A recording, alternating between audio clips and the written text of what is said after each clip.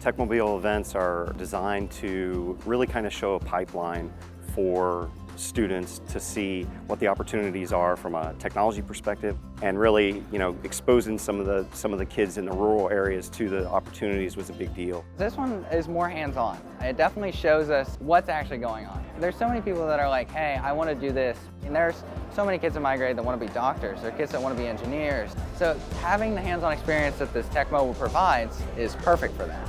Kids these days, they're just of a different mindset. Technology is so fluid in their everyday life. They're very skilled in how to approach things. And having STEM activities, I feel like that's super important so that they can see that their way of thinking and their creativeness has an outlet and could even be beneficial to their future, and then also our entire future in our community. So things like this definitely give you kind of an idea of what each career does, and if you're interested in some of that, how you can do that. I have a lot of friends that are interested in STEM, and I know that are planning to go into a STEM career. I think it's super important for local schools to be able to partner with the Department of Development. Our students and our people in our area are our most valuable resource, and by working together and creating opportunities for them to learn and grow, we are providing for a better future for our students.